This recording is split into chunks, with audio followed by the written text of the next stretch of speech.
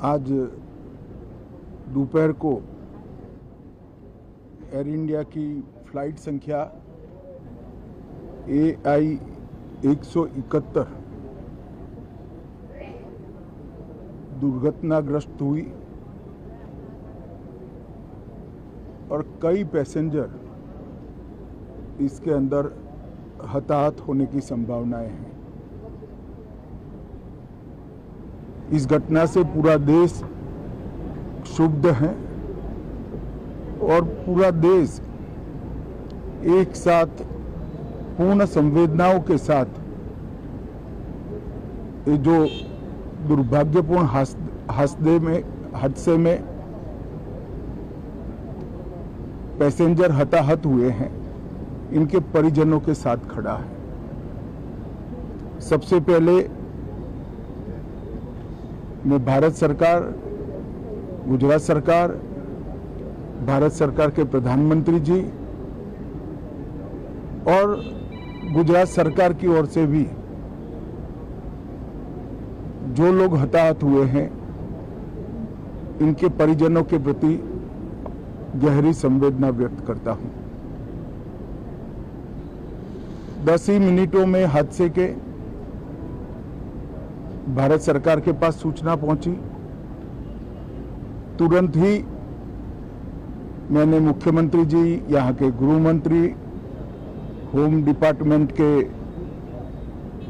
Control room, civil aviation department, civil aviation मंत्री, सभी से संपर्क किया। प्रधानमंत्री जी का भी तुरंत ही फोन आ गया और भारत सरकार और गुजरात सरकार के सभी डिपार्टमेंट एक साथ होकर राहत और बचाव कार्य में लगे। इस विमान में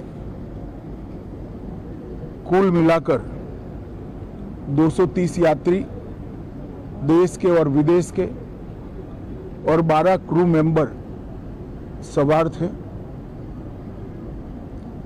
इसमें से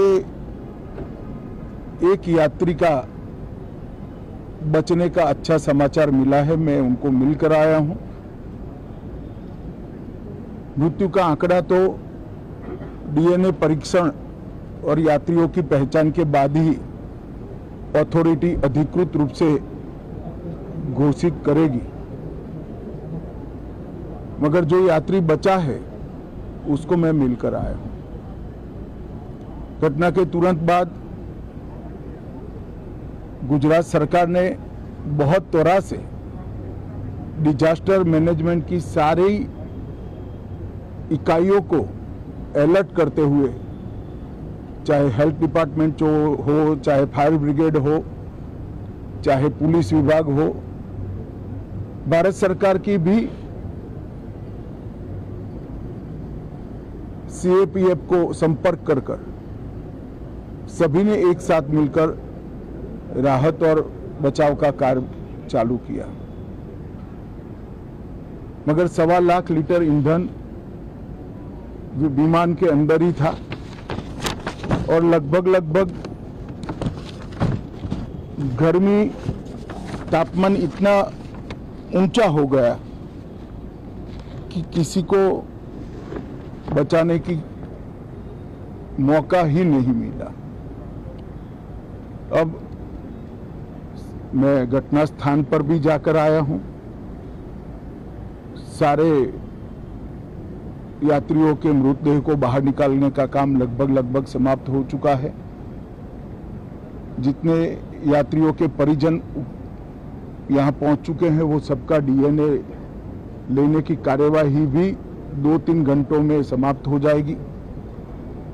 विदेश में जिनके परिजन हैं, उनको सूचना देने की कार्यवाही समाप्त हो चुकी है और जैसे ही पहुंचते हैं उनके भी DNA सैंपल लिए जाएंगे और मृतदेहों की पहचान के लिए जितने मृतदेह मिले हैं, इनके भी DNA सैंपल लेने की कार्यवाही समाप्त हो चुकी है। गुजरात में ही लगभग 1000 के आसपास DNA टेस्ट करने पड़ेंगे। ये सभी टेस्ट करने की क्षमता गुजरात में विकसित है, तो डीएनए टेस्टिंग के लिए कहीं गुजरात के बाहर जाने की जरूरत नहीं पड़ेगी। गुजरात की एफएसएल और नेशनल फॉरेंसिक साइंस यूनिवर्सिटी दोनों मिलकर कम से कम समय में डीएनए का परीक्षण पूरा करने के बाद परिवारजनों को अपना मृतदेह परिजन का मृतदेह सौंपने का काम करेंगे। उनके रहने की सुविधा, उनकी सांत्वना की सुविधा, जिनको मेडिकल प्रॉब्लम ट्रॉमा के कारण हुए, इनकी मेडिकल की सुविधा, ये सारी व्यवस्था बहुत सुचारू रूप से हो चुकी है। अभी रिव्यू मीटिंग में सारी व्यवस्थाओं को हम सब मंत्रियों ने साथ में मिलकर देखा है। एविएशन डिपार्टमेंट ने अपनी जांच शुरू कर दी है और जांच तेजी से आगे बढ़े, इसके लिए भी एविएशन मंत्री जी ने सूचनाएं दी हैं। मैं फिर से एक बार राहत काम में जिन जिन एजेंसियों ने त्वरा के साथ बचाव और राहत का काम किया, वो सभी का धन्यवाद करना चाहता हूं। और फिर से एक बार जिन्होंने अपने परिजनों को गंवाया है, हताहत हुए हैं, वो सभी को मनपूर्वक संवेदनाएं व्यक्त करता हूं। मैं एक बात जरूर कहना चाहता हूं कि ये एक्सीडेंट है, एक्सीडेंट को कोई रोक नहीं सकता, परंतु 365 दिन 24 घंटा इस तरह की घटना के लिए प्रशासन का जो अलर्टनेस है, उसकी कसौटी उसी वक्त होती है जब ऐसी घटनाएं होती है। और आज गुजरात के डिजास्टर मैनेजमेंट की तैयारियों का एक प्रकार से दुर्भाग्यपूर्ण तरीके से मगर कसौटी हुआ और बहुत त्वरा के साथ यहाँ पर काम किया गया, वो पूरे देश के मीडिया के सामने और परिजनों के सामने भी आया है। अंत में मैं फिर से एक बार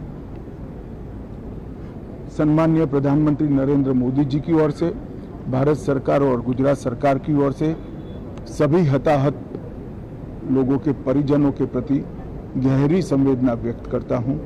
धन्यवाद।